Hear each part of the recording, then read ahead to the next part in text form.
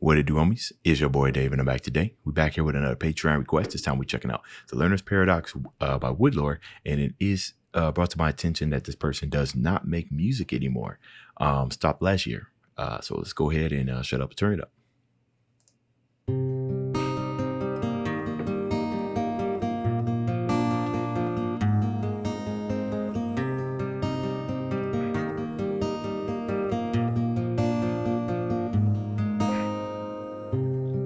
The second chances came and they wrote my past away. Nice voice. But it all comes back again. All the hollow faces and lonely hearts from the days I faltered. In the fight, in their eyes.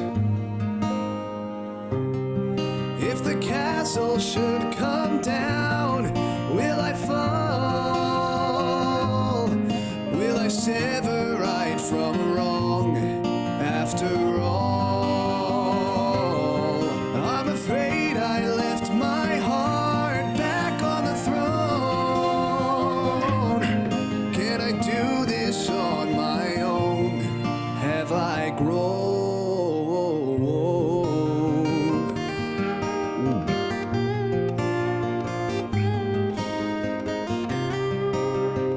It's kind of crazy, when you have somebody that's been blessed with such a wonderful voice and then they don't make music anymore. It just goes to show you that the same reasons why some of us won't release any type of music or will continue down something that we're obviously gifted at can affect people who are really, really talented. It's like one of them things where, yeah, you may have the gift, but you may not want to use it. You know what I mean? Interesting, what's going on, the lyrics and everything. I started looking at the title of this song called The Learner's Paradox, right? Which is basically stuff that contradicts itself. Because I was sitting there, I had to research paradox means, like one of them words where I know what it means, but I know specifically what it means. But self-contradictory statement where you would hope that, you learn from your mistakes, but also once the way that he structured this, it makes it almost seem like, and he said it comes back and back again because our past can haunt us. So it's like you go through what you go through to learn from the experience, but you also learn of that experience. And depending on how you learn about it, it can either hinder or help you, right? It's like a 50% chance. You would hope that once you make the same mistake, you won't make the same again, but you might end up making it again, right? Kind of like insanity or whatnot. So that's what I think of when I think of the learner's paradox, is that when you learn about something, what should help you can also hinder you, right? Now, this right here says, if the castle should fall, if should come down, will I fall? Now, I understand that this is, My Little Pony and everything, but I kind of look at trying to like the undertones. And when I think of castle, I think of like the situation, whenever we fall and whenever we're pulled down, right? Will I fall with that castle, right? Or will I stay there? Will I be the foundation, right? To keep building upon it, but with better bricks, right? Okay.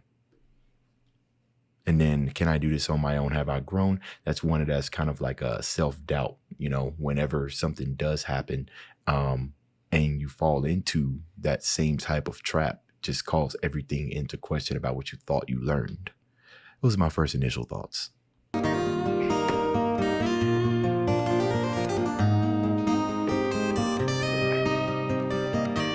like to look at the lyrics.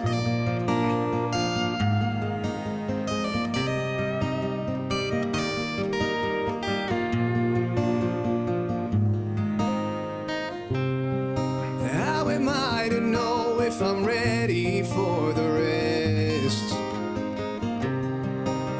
The mind's a fickle thing, I know. Yes, it is. And as time has told, I don't have hold on the roads I follow, and I don't trust myself to take control. If the castle... This guy's voice is really, really good. So I love that, right? The second part of the stanza, how am I know if I'm ready for the rest? The mind's a fickle thing. Mind's a fickle thing is because, if you guys seen that, I don't know if you guys know the artist NF, you probably do, but he has a song that's called I forgot what it was, the one with the orchestra, The Search, right? And he goes in and he talks about like how the mind's a powerful thing, where if you look in the mirror and you say that you're great, right? Even though it may not have that much of an impact, it will have some impact. But then it could flip around and have the opposite effect. You know what I mean? That's why it says the mind is a fickle thing. At any point can it just turn your whole entire perspective around on things that you thought was going great? It could just immediately go wrong, right? And now that we're talking about that, or now that he's talking about that, he says, time has told I don't have hold on the roads I follow. As we make progression through life, right, we follow a path that's laid before us that we believe is supposed to the road that we're supposed to travel, right? There's going to be those sudden things that we won't have control over, because you can't, right? You can plan as meticulously as you want, but life throws wrenches in that road. So that's why it says time is told you don't have hold on the road you follow. You don't. You have a slippery graph. That's what you do. And in every experience that you go to, the graph gets tighter and tighter and tighter until you arrive at the final destination. But doubt, right? Whenever you're faced with those certain circumstances, and I don't trust myself to take control, what are you going to do in those circumstances? And if you can't get out of the past, or if you haven't learned from the mistakes in your past, and you think you're going to go down the same road that you did before, then that just introduces doubt. So yeah. Should come down, will I fall? Will I sever right from wrong? After all, I'm afraid I left my heart back on the throne. Can I do this on my own? And I know I've been lost in my own glow. It could all come back again.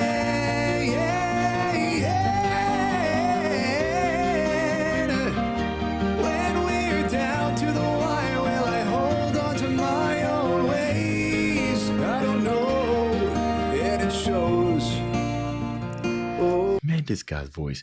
There's this other group of people, or I think it's two brothers. I believe they're called the Telsky brothers or something like that. The grit and soul in his voice is reminding me of them. And I love it when they're able to when that grit's natural, because you can definitely hear it when they go in and they start doing all these runs, which requires a little bit more tighter / looser control of your voice, right? So if the grit is not a natural thing, usually you lose the grit because of how it's messing with your throat and everything. But I still hear it. So you hear the natural grit follow with the wavering and the runs and everything. It's just absolutely amazing. Now I love this part right here, and I know I've been lost in my own glow, right? So I kind of think of that as like a self-righteous type of thing, like a vanity thing, where I know what I'm supposed to do. Can't nobody tell me anything, right?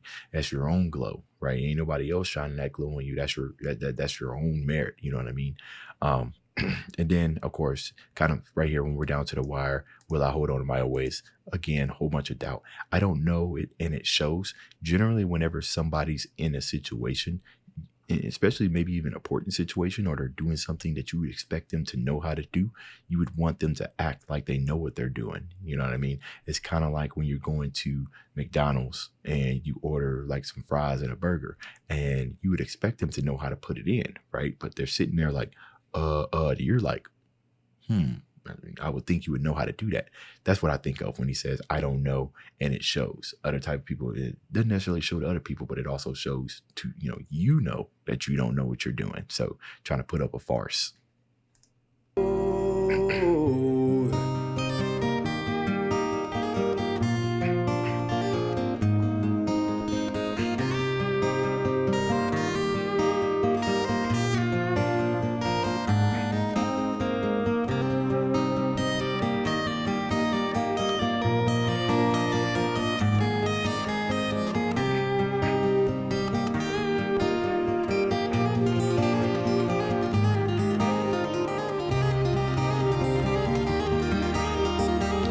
And that's him on the guitar as well, right?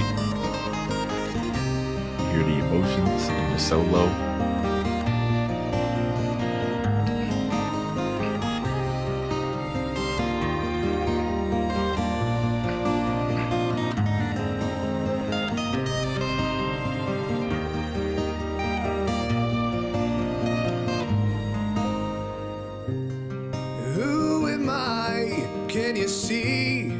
to my soul. Am I clean or am I just the villain we all know?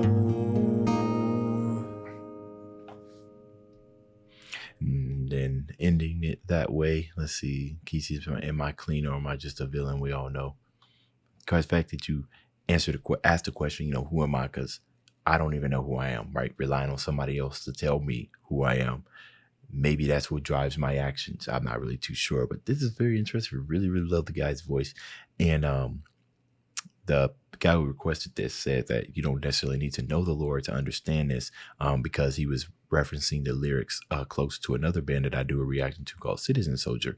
So while this probably obviously does have something relating to the My Little Pony content, I choose, well, it's not really a choice because I don't know the lore, but I choose, I'm gonna say anyways, to understand kind of like the overall general type of undertone, the type of stuff that can apply to everybody regardless if you know the My Little Pony content or not. But this has been a very interesting song. Love the guy's voice. It's a shame he's not doing music anymore, but hopefully he's moved on to something that's better for them. You know what I mean? So that's the end of the video. If you enjoyed the content, leave a like and subscribe. Dave's out.